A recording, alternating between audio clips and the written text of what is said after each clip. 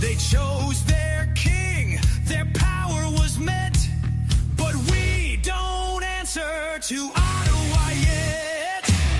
No crown gave us what we've earned, just dirt and fire and lessons learned. Now the ground it shakes, the steel it groans, and Alberta walks alone. We ride sovereign steel through fire, through frost. We ain't the last, we're the line they lost. Alberta stands, never on its knees. A nation born in the forge of the free.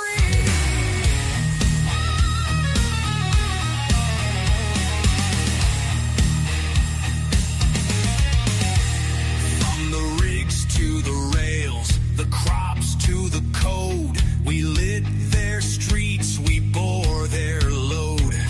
They laughed at pride, they mocked the West, but freedom don't die, it just waits for the test.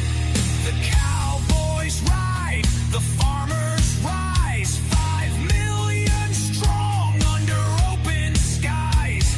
No leash, no lie, no foreign throne. This land is steel and it stands alone.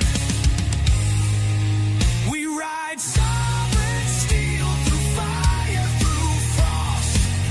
We ain't the last, we're the line they lost. Alberta stands, never on its knees. A nation born in the forge of the free.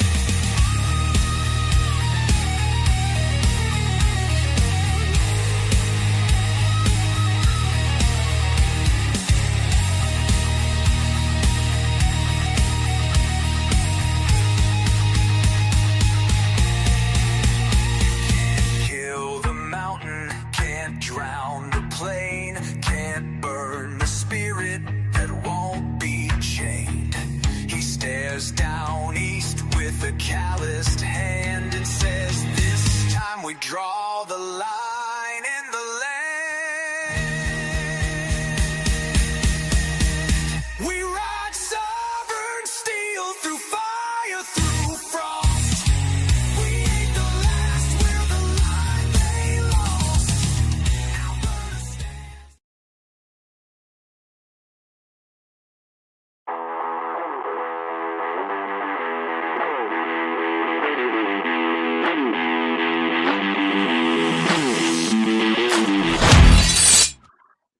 Welcome. It's 7-Eleven Daily Summary. This is Bruce Scholl, and I'm so excited to be here. What an extraordinary time to be alive. The world is topsy-turvy, and I'm here to unscrew some news with you. So thank you very much for joining me. If you are watching, make sure to share this out. We've got to get more eyeballs on this information. I have an extraordinary guest along with me tonight, and I'm very, very excited to have her joining us. And I think that you will be too, because well, I think that she's a fantastic and a fascinating person here in Calgary. So we're going to have a great conversation and maybe get a little bit dirty in the process. So anyway, I know you're here. You're here and ready for this fantastic guest that I've got coming up. But I always like to start off by saying thank you. You know what? First of all, I'm going to give you a little bit of a hint of what we're going to be talking about. Well, the person that's joining me is a previous politician. So it's a female, and we only have 2 genders here in Calgary. So this is the female politician, and she might have something to say about water main breaks. And I'm not going to give it away quite yet, but I know her name's running across there. Maybe you've already figured it out. Anyway, we're going to have a great conversation. But I always like to start off by saying thank you. I want to say thank you to really the process that has brought Unscrew the News to this stage. We have obviously battled through some things over the last 5 years, really a really interesting process, and I think it's changed a lot of people. But anyway, that's partially why I'm here, and it's partially why you're here. So thank you so much for participating in the betterment of our world. And one of the things that I like to promote, and I love to support local businesses. One of them that I love to support is called nuggetstacker.com. And I think I'm not your investment advisor, but I do suggest gold and silver to protect your wealth, protect your family's wealth. You can give them a call, 1 866 644 2121. That's 1 866 644 2121. And that's nuggetstacker.com. Go right through my website, unscrew the news, look for their link, click on it. It'll give you a bit of a discount and support and protect your family's wealth. All right, let's get into unscrewing some news. I'm coming to you from the heart of the battle-ready nation of Alberta. We bring you truth and optimism. Our goal is to break free from the media globalist mind control. It is January 8th, 2026. This is episode number 249, and my special guest is Sonya Sharp. I called this one Calgary in Crisis. Let's get into it. I want to welcome Sonya Sharp. She is a previous councillor and a longtime employee working hard for the city of Calgary. And unfortunately, at this point, she is not our mayor, but I am grateful to have her so we can talk about what the heck is going on in Calgary. Welcome to Unscrew the News, Sonya Sharp. It's a pleasure to have you. Thank you so much. Thanks for having me on the show. I really Well- like the title though, right? Like Sonya Sharp and then Crisis. Well, as we talked about before we hit record, apparently this is part of your makeup, is the whole crisis. Maybe it's you, Yep. but maybe it was just your other councillors that were on council. But maybe it's city council in general, because it doesn't look like it's changed that drastically since you haven't been in the room. Yeah, it's really weird not to really be in the room Mhm. right now, being kind of removed. And obviously I live in the communities like that are impacted by the second water main break in Calgary. And so you feel like you're really still involved and Mm. understanding what's going on. And I've had a lot of people reach out just because I lived it from that June break and June 5th, 2024, all the way till the end of that summer, because we had to, have another kind of shutdown in August. And I feel like we've been living this for a really long time until yesterday, even getting this report and now digesting the findings. And you kind of look back and think, okay, so how did we get there? We lived through it once. We've been living through it again. Now you got this report. So now what? And that's where I think where everyone's at is, okay, great, you got this report. Now what are you going to do? And so I have a passion for the city. You mentioned I worked at the city for a really long time, served on council for one term. And so I think some people are just born to serve publicly. And yeah, I'm not really working, but I am working to still support some of the things that are going on around our city. So I got to ask you, because I didn't ask you this before, but I'm sure Calgarians want to know, like, were you affected by this latest water main break as far as you had to boil water? No, You're not in that community? we're Yeah. not in the boil water zone. I think the interesting part about this water main break, and I call it interesting because I was sitting on the couch watching a movie with my husband when this phone number popped up on my phone and it was no name attached to it. And that morning, I went out with my friends for breakfast and I don't know what we were talking about, how cold it was. And I said, oh gosh, and you could quote me, talk to Oh my no. girlfriends. I Oh said, no. I did say it. I did say it. I said, "Oh, I really hope we don't see another water main break." And my friends were like, "Come on, Sharp," right? And so whatever, you go about the day. So this phone number pops up on my phone. Don't know who it is. Opened it up and said, "This is happening right now, in Bowness on 16th Avenue. I think this is Sonia's cell number." And I was like, so I pressed play of the video and I thought, "No way." And I zoomed in on the Yeah. sign. So I Yeah. took that video and sent it to Councillor Tyers and Councillor Ward and Councillor Chabot and Councillor McLean and Councillor Wyness and said, hey, I just got this text, but it was nowhere on social media yet. But the police had posted that they closed the road. So I posted immediately. And then you saw the videos started to come Mm. through. And then media reached out to me and said, are you down there? And I said, no, I'm not down there, but it's from a friend. So it was actually a constituent that had my personal number that reached out. Yeah. And I'm still very involved in the communities. And like I said, I think people, if you've made an impact and they trust you, they still come to you. And I would never not answer a call or shut the door on someone that wanted to talk Right. to me. Right. So, yeah, it's been quite the, losing election to water main break to still supporting people, which I actually really love. Well, I don't, if you're a giving person and a serving person, you really can't step out of that role. I mean, it doesn't matter if you're in council or if you're just a helpful neighbor that Mhm, gives out a cup of sugar. You're still that person, right? Down deep, mhm.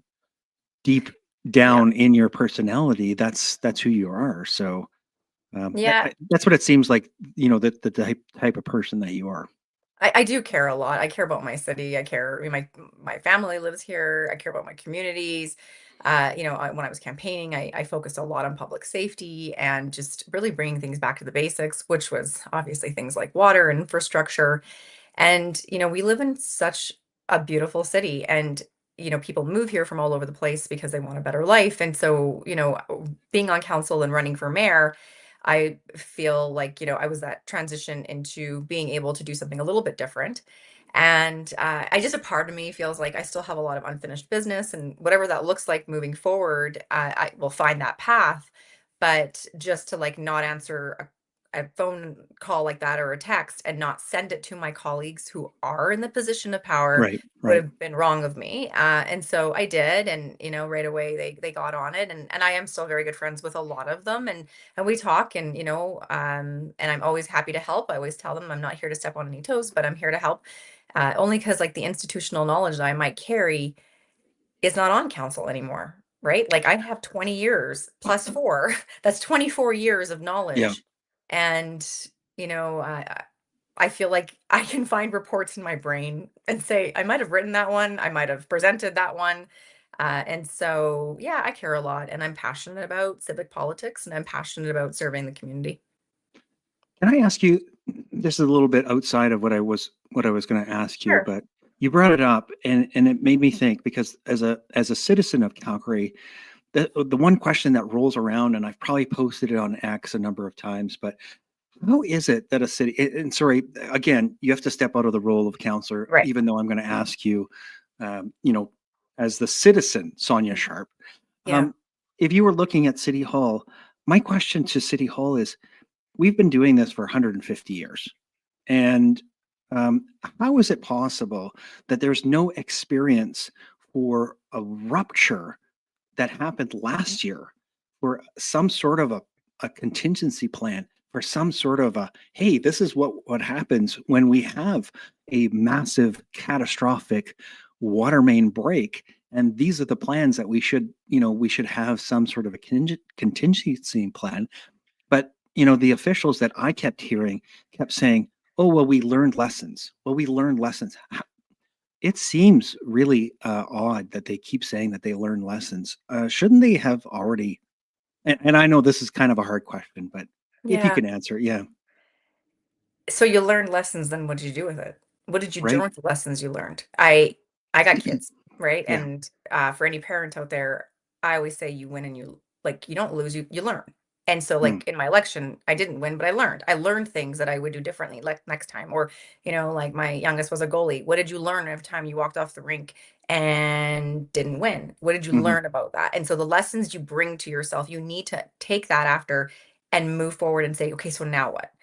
And having learned lessons, and then it's like, okay, so take the actions out of those lessons and move forward. So if we go back way back to 2004, and I do remember the McKnight water main break, what did we yeah, learn from that? And how could right, we move forward? And, the other thing is in this, like obviously the report's public and you can see it's been like 2 decades. If you look at that and then you start to look at the change at City Hall, when new city managers or CAOs come in, it's like legacy projects. Every single, and I'm sure anyone that works at the city knows what I'm about to say, every new city manager comes in with a new idea. It's called a reorg. hmm, It's like a legacy project. It's like, don't if it's not broken, don't fix it. Like, just leave it. If it's going okay, don't change things. And so you see all these things are legacy things. New councils come in, and you can start to see the breakdown in communication and the line to council. The other thing, and this might be controversial, but I'm going to say it. I think term limits should happen at council. You Even get stagnant. for council, yeah. Yeah, Okay, you get yeah. stagnant. And actually, it was going to be one of my things I was going to bring forward. I actually think you shouldn't serve more than 2 terms in the role. So maybe Mm, two terms in a council and 2 terms of mayor. You need to bring in those fresh ideas so things don't get lost. People start to educate themselves and look at, because like bureaucracy doesn't really change, but the challenge of bureaucracy should. mhm, And so when I hear we're hearing lessons, we've learned a lot. Okay, so this report was great. We learned a lot. So now what? How are mhm, you going to make sure this never happens again? How are you going to make sure this city that we live in on 2 small rivers, which they used to say was, big city on one river, which is really funny. But anyways, it's one big city on 2 rivers, and we want so many more people to move here. How are you accommodating that growth? How are you running that water? And so I think that when we hear, it's hard because I hear a lot of city speak. And mhm. I always say, when I hear, we're going to learn, we're going to use the lessons, and we're going to then get going on it. Like, Right. time is of the essence. Like, let's move a little bit at the speed of business. And so I think this second rupture shook a lot of people. It shook the people not only that are reliving what they had to live in 2024 and then the rest of the city. It shook some people on council that were there. Not Mhm. very many of them, though, are there. Like, Sure. some of us are gone. But I think it shook administration a lot, and it shook the workers. And I'm talking like the guys and the women are working front lines. Yeah, yeah. It's a PTSD moment. This is not happening again. I guarantee that's what their minds is. Mhm, This isn't happening. This is not happening. And so I think those are lessons, and the lessons we have to learn on how we keep and retain staff and their mental health when it comes around this. So, like, we are very fortunate that nothing serious happened that night. No one died. There amen, wasn't. amen to that, Exactly. Like, yeah. I hate to say that, it maybe if there was a tragedy, things would have been handled very differently in this reporting and mitigating things. It's unfortunate. That's just how things move. But we are very fortunate that nothing happened. And so we need to learn a third water main break if it happens, because we've heard it could happen. Mhm, And I think will not just harm the city as an infrastructure issue, but, like, I would say even the heart of the city, like, here we go again type mhm. thing. And that's the negativity everyone has. And I've heard many people, I'm not Yeah. showering for 3 minutes. I'm flushing my toilets. I'm not doing this again. That's what I wanted That's, to ask you about right yeah. now is the trust. I think that that has been so damaged Hmm. by what happened last time. And I I don't know. It Yeah. certainly wasn't handled correctly, and I think that there was a lot of finger pointing to Yeah. um, from our previous chairperson, the person that was sort of heading up that position. What it needed to be on camera. This is my personal belief, but I think that a lot of Calgarians believe this is that there was a lot of guilt coming from that person, and Mhm. that was flowing, out to the citizens, and not a lot of finger pointing back in. That really loses a lot of people, and I think that they're probably tired of it. You mentioned it already. Yeah. Yeah. People are people are tired of a lot of things. So you have to understand, like, when I got elected in 2021, we were still in COVID. We were still implementing, like, COVID issue rules to, like, businesses, and not all of us were always president council. You can go back and watch, like, some of us are still wearing masks. There's only half of us. So we get through that. Okay, great. We get through 2 years of, like, finally, like, we feel like we can breathe. And this happens. I remember where I was that night when the water main broke. Yeah. And I thought, okay, it shouldn't be that bad. Until I found out it was our drinking water. And then I was Right. like, "Okay, this is bad." And then you saw photos and all of that. And then fast forward, like, we get through that. And then we're like, hey, finally, then we're running into election. And, there's also so many other things happening in the world, right? Like Yes. the country and the province. And you're just kind of like, people want to break. They want to break from politicians telling them how to live. And that's Mhm. now where we're at again. And it's hard. Like it's, when I don't envy anyone that has to stand up there. And if I was up there and I had to tell people not to shower and flush toilets, I would not be liked. Like it would be like, are you serious right now? Right. And we're in the winter now. Imagine summer. And I'll tell you, my kids were like, please tell me they're not going to not flood rinks. Like Yes. Yes. that's where the kids are at now because they've lived through Sure. this in the summer where they couldn't have swimming lessons. Yeah. So again, it's affecting everybody and it's hard. And so like you said, the trust is whittling down. And I think, it's hard to say, it's hard to put trust in politics in the same line and be positive. But I mean, I think we can get there one day. And it's just having the right people that can, you can make that connection with and you can trust them and they can make decisions for you. And you're like, yeah, they got my back. And I think, am I hopeful that'll happen one day? I hope so. Yeah. I'm pretty optimistic. I'm not saying that I'm not naive to know that politics also is dirty. Like I understand that. And so, but to get the right people elected actually means people like you and me as a citizen now have to get involved and we need to Mhm. speak up and we need to come to council and we need to be active and we need to vote because that's important. Just before we hit record, I was mentioning this on my soapbox again, but saying that as citizens, and this is to you, all you people watching, and I know most of you are in the same vein as I am. We need to get active, like every day. We need to be on our city council. We need to be on our school council, the school board. We need to be active. You need to be in the libraries. You need to be at coaching hockey. You need to be coaching soccer, whatever it is. You need to get active and really, really connect with your community, connect with your friends and your neighbors. It is so essential. And I realize that now after the last 5 years is that, we the only way that we can control our world is by controlling our world and participating in it, as opposed to, every 4 years you get activated and that's it. It doesn't work. It doesn't work well, I don't think, anymore. No, you have to be active the whole time. And I think, I also think it's the leaders that like you gravitate towards them and they become, you know, these leaders that are in your community and they're listening. And it was one thing that when I ran in 2021, it was about listening to people and not lecturing. And that's what I felt like was happening over the years and not just on Hmm. council, but like in Right. administration. Like I quit my job to run for council. Like not a lot of people just do that, and after 20 years of city guaranteed pay and things like that. So I took a risk and I took a risk again. I took a risk in 2025.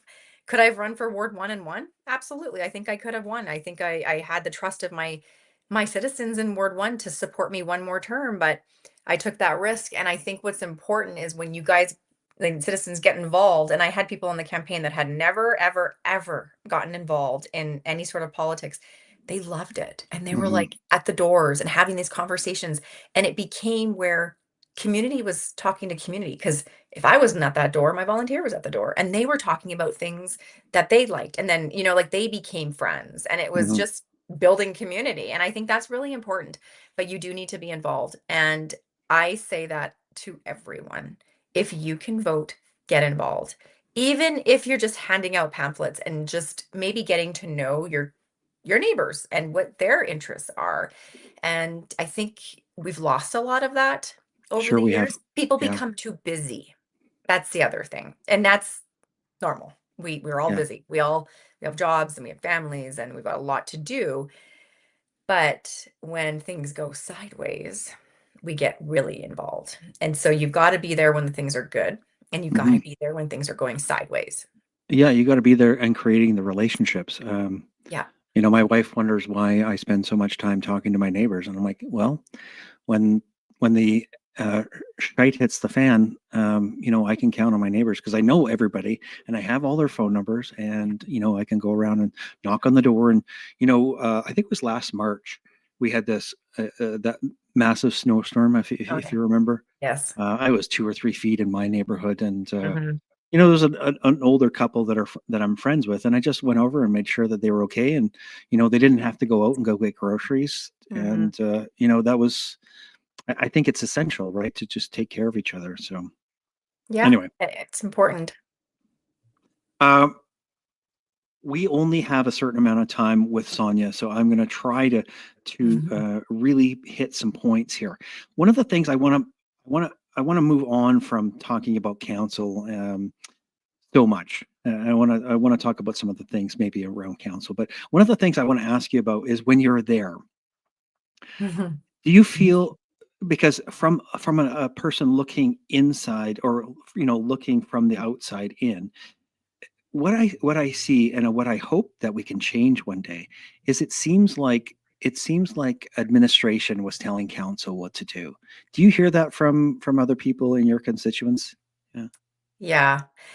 There was a really big shift. So when I was in administration, and for anyone that's worked in administration previously, it was when council said jump, you said how high. I remember working Hmm. on files when I was in planning where the council member would walk into my office and want to understand things. And I was just a leader level. I was no one of importance at City Hall at one point. You were a And cog. yeah, I liked it. I counted trees and parking stalls, and it was good. It was highlighted a lot, which was lovely. And it was a great job, and I loved it. And so when they would come in and ask questions, you were just very aware that they were passionate about this file. Over the years, things changed, and when I ran and won in 2021, I noticed a bit of a shift. And I don't know if it was the realignment or what. I also had thoughts about that realignment. I also left a lot of reasons because of that Yeah, yeah. realignment, and they know that. But I really noticed a shift where council had more control. And it started to happen more and more as the years went by. And so a lot of people were saying administration's running. And I was kind of on the side of council where I didn't have always the 8 votes. I was kind of on the 6 side. So Sure. we tried to implement changes, they didn't work. And I even brought actually a audit to the realignment, one of my last notices motion in July of 2025, just to say, like, did this thing work? Yes. And I don't know if we'll ever know because the audit didn't pass. But what I'll say is what I see right now and what I know from the inside knowledge, I think administration has had more control over council in this moment than they ever have. Hmm. And I don't know if anything will change now the water main broke, but the institutional knowledge around the horseshoe is getting smaller and smaller. So I'm gone, Terry's gone, Councillor Hmm. DeMong is gone, GC's gone. Jyoti had obviously knowledge, like there she's gone. Like all of that knowledge goes. And a new group of members that get elected, they need leadership. They need to understand how this works. Right. When people say the buck stops, the buck actually stops with council because we, at the time, when you're elected, you have a shelf life. And if Yes. you're not doing a good job, you're out of here. That's right. So, and so I would say, when you're in administration, senior bureaucrats, they're cushy. They don't have a shelf life. Either they're doing a good job or they're not, and their Sure. boss will tell them. But as elected officials, you get told by election. So Yeah. I would say at this moment in time, I still see that administration's running the show. Mm. Okay, you mentioned it already. I want to bring up that clip that I showed you Oh, yeah. previous, yeah, because we want to talk about the sharpness of the Sonya Sharp, maybe the sharp elbow, maybe the sharpness of the tongue, whatever you want to call it. Yeah, I don't know. I let everyone interpret it themselves, I guess. I did Okay, notice this clip though. My hair's up in a ponytail or a bun, and the higher the ponytail, the more serious the I was woman that I was going day. to say that you're working hard. You're That obviously just day, scrunching it yeah. up, and then you're Oh, like, okay, I'm yes. going for it. I'm going for Yeah. it. Okay, all right. So I'm bringing this up. Mhm. And some people might remember this, but excuse me. I want to excuse me. I gotta get a drink. So I was going to say to you, and I think I mentioned it already, but your day one on council was obviously a bit of a crisis, and we can get into it in a second here. But I want to show this clip. Obviously, this is the fallout from 4 years later after calling a crisis a climate emergency by Jody Gondek in 2021. So let's listen to this clip from Global News. A policy she's defending nearly 4 years later. And all you have to do is look around at what's happening with the weather and the devastation that we are seeing in our city and around the world. Now a group of councillors want to rescind it through a motion introduced on Monday. Declaring the climate declaration was a political stunt, and I think what's happening is I'm calling it out. The motion from Sonya Sharp, Dan McLean, Terry Wong. I love it. Calling it out. I'm calling it out. Yeah, I did that quite often, didn't I? Well, you also brought to my attention something else that you wanted to maybe touch on, was the heads should roll comment. Yeah. I did say that once in an article. I don't remember if it was about rezoning or what. It was the first time I ever got in trouble in the 24 years I worked at City Hall. I got an integrity commissioner complaint on me. Oh no! And Oh now no! I feel like everyone's throwing out that line like candy, and no one's getting in trouble. And I was like, I felt bad because people were like, they took it's an like it's an idiom. You just say it like Right. heads should roll. And oh yeah, I got in so much trouble, and I came home telling like I was like I got in trouble today, and I couldn't believe it. But then I honestly did not mean it like actually Sure. as it stands. But then the other day I'm reading the paper, and I don't know how many times I saw this statement, and I'm like, whoa, like I would From pull another that out counselor? right now as a council and say, I got in trouble for saying that once. But you know what? It's just, I will just be honest. I'm real. Like what you see is what you get. And I did call a lot out in my term, and I'm not afraid to do that. I mean, I try to do it respectfully. And so I think that if we were all the same, I use this word, it'd be boring. And it doesn't mean you can't be boring in the work you do, but I think that people are all animated in their own way. And there were some rubs in 2021 to 2025 on council floor. And you know what? You brush it off, you leave the horseshoe, you do your scrum, and you call it a day, and you do it all over again the next day. And it's a whole different story. I'd like to hear a little bit more about that, the life, the day in the life. But don't you think, though, that it's really unfortunate that we are at this stage, I think, in society where if you hurt somebody's feelings, then that's a terrible thing. I mean, everybody, it seems like everybody is so hyped up and so ready to be, jump down your throat because you said heads should roll. Yeah. I don't see how that can really be offensive to anybody, but I guess I get it. I don't really get it, but at the same time, we need to maybe have thicker skin. I don't know what it is. Well, But I think I'm not sure who was offended by it. I don't think it was any member of council that was really Mhm. offended. I probably had said worse things to members of council, but we won't go there right now. I know I did, but that's okay. I do apologize for some of those. But I think, people are up here, and even with administration, I was in administration, and maybe a comment like that would offend me. And it was not that it maybe felt like it was directed to someone individually. But like I said, it was a part of an article, it was an idiom, and I just said it. But I think that there's so many things going on in the world and so many external factors that anything could, maybe upset somebody. And one of the things I always say to even to my kids, if you're walking by someone, shoot a smile at someone, you might make their day, and the one thing is with council, I think I probably did this more than I could. If things got really heated, I would throw a joke out. And I remember Counselor Spencer looking at me one day and being like, only you would, in the middle of like a a heated heated battle. Yeah. fight, just kind of be like, why did you wear that color today? Or, like something, because you got to bring it down. Like you're not doing brain surgery. And I don't Right. mean like in a crisis moment, like a water main break, to throw a joke like that. I mean, like when two individuals are kind of going at it about something Sure. silly, it's like, come on, guys, like that's not, it's people don't want to see that. But you got to keep it light. I mean, I know that a lot of people probably thought some of us really hated each other, but there were times where, we would do things to make another member of council laugh when they're about to debate, about to No. say so. Oh yeah, like Yeah. we would. And I remember one of the times, this early on in the term, I went to go ask Troy McLeod a question, and as I hit my thing to speak, my little Yeah. button, Councillor Penner throws up a chat right away and says, "No, Sonya, you can't ask Troy for all green lights on the way to work." That's how fast she typed. I forgot my question. And I said, "I'm sorry, I forgot what I was going to ask you." And I had to stop and leave the room and go in the back.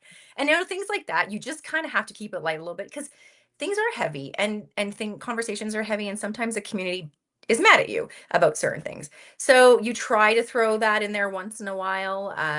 We'd flip over Councillor Chabot's binder and then he'd open it and papers would all fall out. It's really mean, I know, but those are things that just kind of got us through. You got to look for the little things that bring you Yeah. joy every day. And I knew that when I had a little bag of mini eggs on my desk, that generally came from somebody that was going to vote against what I was bringing, Oh yeah. or they knew that I was already kind of like heated walking in, like spicy coming in, Sure, and sure. there was a bag of mini The eggs there. spicy Just the Italian. Yeah. spicy Italian. It was coming in, and as long as she had her bag of mini eggs sitting in front of that little mic, maybe things wouldn't be so harsh. But we got to keep things real, and you either like me or you don't, I guess. Well, that sounds like a little bit of a nugget of a secret, I guess, that on council was that there was a lot of darts being thrown at each other and making each other laugh. I think is what you told me. You had to Yeah, escape one day because you were I about to did. burst into laughter. Yeah. So certain people always sat, like, it was weird. Like, we didn't, so Councillor Wyness and I were never allowed to sit next to each other. And I swear city clerks did that on purpose. They did that on purpose. And I don't know why, but she would kind of sit directly across from me and we would catch each other. And like she would either make a face or something. Like, I don't like, and I don't remember what it was, but I do remember getting like some sort of meme, and I was about to have to speak again, and I couldn't contain myself and I had to leave, and I was next in the queue. And I remember Mayor Gondek was like, sends me a text. She's like, "Pull your shit together, Sharp." I couldn't, because she could hear me laughing in the back. And I thought, if I come out laughing, everyone's going to start laughing. And then if I start laughing really hard, I'll start crying. So I had to remove myself. But it was, and I just remember laughing, and it was just things like that. So the ongoing thing was try to get me to laugh right before I had to say Right. something serious. So I'd get angry, and then I'd catch eyes with Councillor Chabot or Councillor McLean, and we would all try to make each other laugh at certain things, especially when things were like heated about something that was totally not necessarily important. Like I don't even know if it was a procedural thing. No one wanted to break at 6 p.m. The silly things that you would want to get yourselves to laugh about because you have to, because things Yeah. did get serious once in a while, and you had those long days. And yeah, like, you just nudge some of the people that, thought maybe were sleeping, and just be like, elbow them and be like, "Wake up, you're next." Or, how many times do you have to reconsider a vote because you voted wrong? Like, come Mm. on, wake up. But anyways, those are Did you things have that we would laugh at. Did you have a favorite person on council? Ew, that's a hard one. Well, so let's not say favorite. How about Okay. somebody that made you laugh more than others? Was there somebody that Yeah, was able to well, rib you more? yeah, I will say there's two, and they know me probably the best. I would say Councillor Wyness Hmm. and Jennifer Wyness and Councillor Andre Chabot. So Hmm. I sat next to Andre You sat longer you sat by than Andre. anyone. Yeah. And I think he did that on purpose because I would read the agendas and he would too. But they're very good people. And we have a lot in common. So Councillor Wyness being a mom and kids, and then Councillor Chabot, he has an elderly mom. I've been dealing with my dad with issues with my mom for a long time. So Mhm. it was like having, that little bit of sibling rivalry between the two of them. And we are still very close, and we talk a lot. And so I would say that our friendship probably will be there forever. Mhm. Mhm. Amazing. Mhm. There was a couple of things that I wanted to ask you about. Sure. Now I'm just looking through my list here. Goals. What? So Sonya Sharp. no longer running for council at this point, no longer running for mayor, unfortunately, because I continue to say that you should have been mayor, but and that's no disrespect to Jeremy Farkas at all, but I think that you should have won. What are you gonna? What's the next chapter? What are you doing? I know that you're probably still it's still fresh, Yeah. and you're still like there's so many things that you probably want to be doing, but what are your thoughts early on? This is now just January 8th, so it's still early, really. Very I mean, early. I mean, yeah. yeah, like if you look at when the election ended to where we're at. I mean, I'm doing some advocacy. I'm doing some consulting already with people that have things going on in the city that is not water main related. So that's great. And I have been out in the community a bit and been invited to events, which is great. I love that.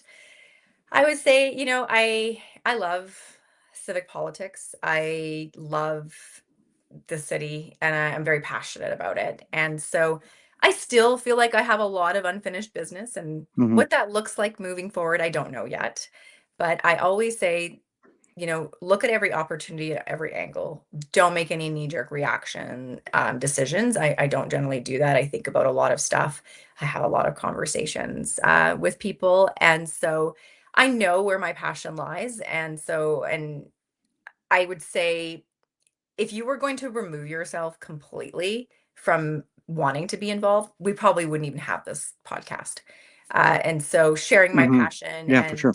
right, like, and knowing that I'm still going to, be involved and see where that takes me in a little while, I will continue to do that. But I have kind of, I would say, soft launched more of a advocacy type consulting business and helping, and not just like I have a lot of technical experience around planning and development because that's where I worked for a very long time. I have some Yes. experience in construction and then business.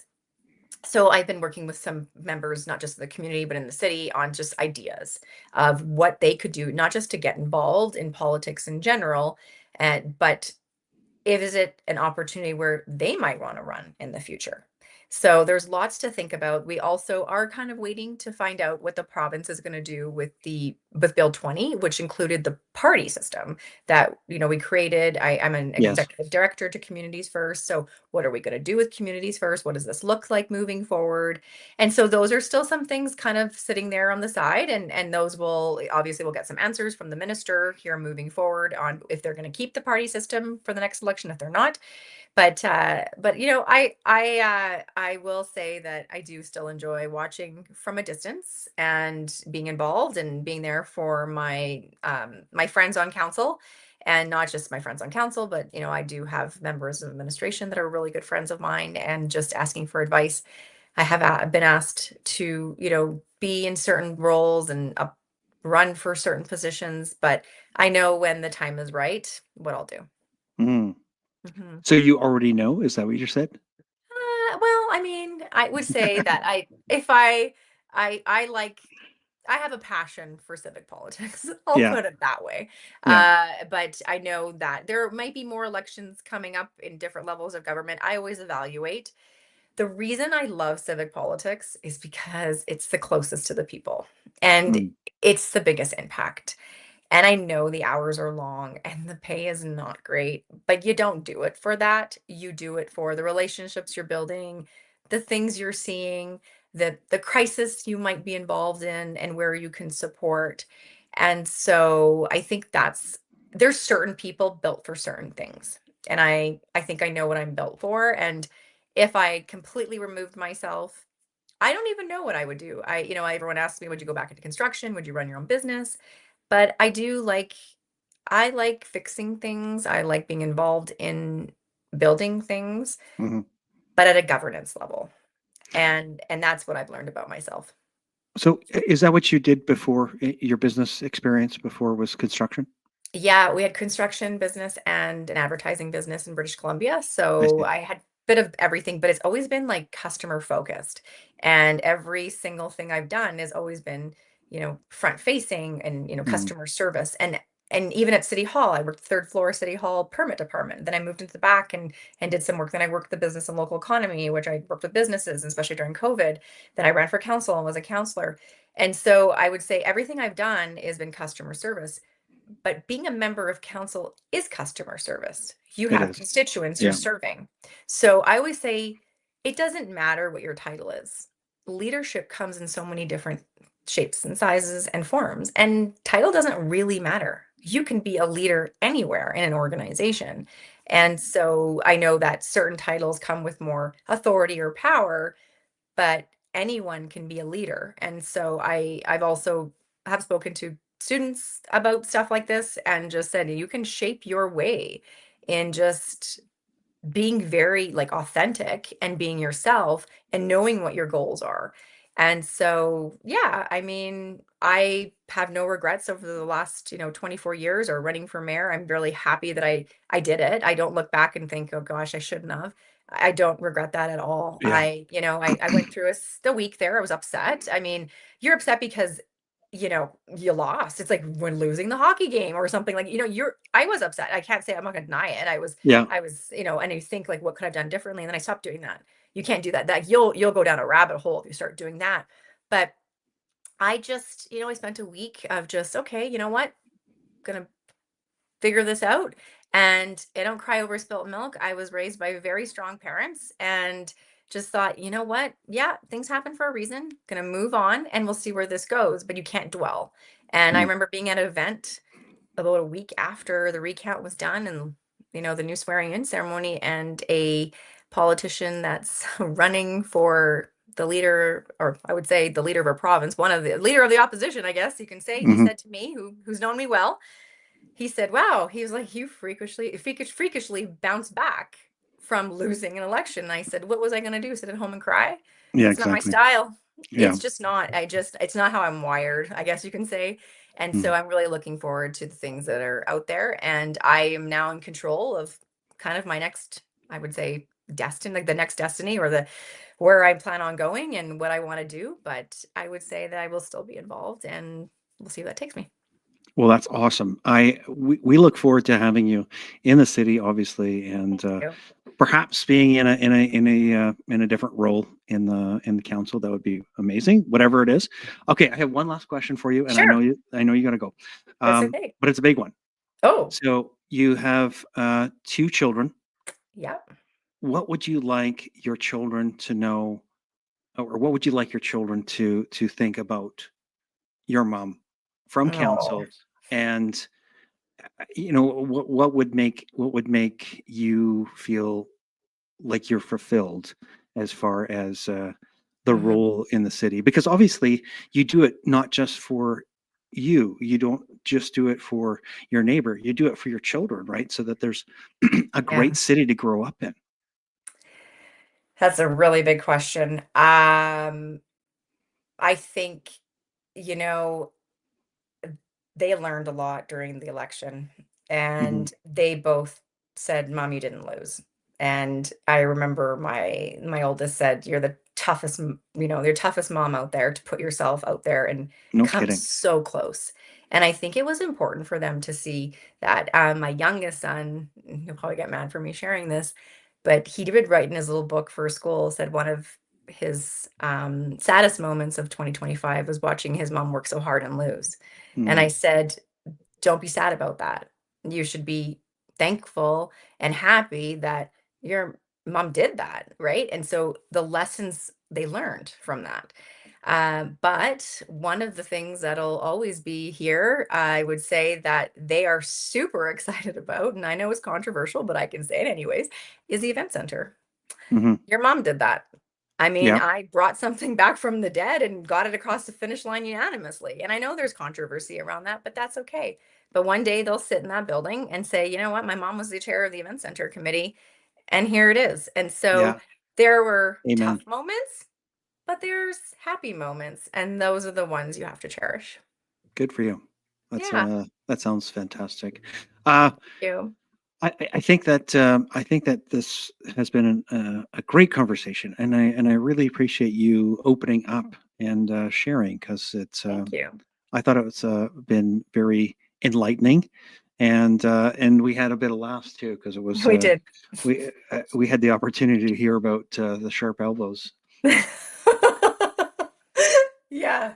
Maybe the elbows up also came from me. I have no idea. Like all of these things you could just spin right now, all the stuff coming out of my mouth. But hey, that'll That's be used good. against me later, right?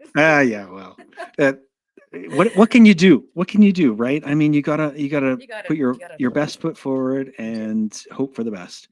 But I appreciate you taking the time, and all the best for 2026. I think this is going to be a very interesting year. I think so. I look forward to our next conversation. Maybe when you feel like you've got Something going on. the next hoop forward, Yeah. or if you have something else that you want to talk about as far as the ruptured pipe. Maybe there's more to talk about with Oh the yeah. ruptured pipe. I tell you, that's a big one. But no, thank you so much for having me, and anyone that's listening, thank you so much. And I do appreciate all the support that I still get from people. And yeah, I'm not going anywhere. So reach out anytime. That's great. I look forward to having you in the city and continuing to be a good neighbor to everybody that's there. So thank you very much for doing that and continuing to be a positive part of Calgary. So Thank you. yeah, we'll stick around. Everyone, I'm just going to say goodbye. Thank you so much for being here, and we've got to let Sonya go. But if you're watching this, make sure to share this out. Get some more eyeballs on this information. Always good to talk to people like this and get activated.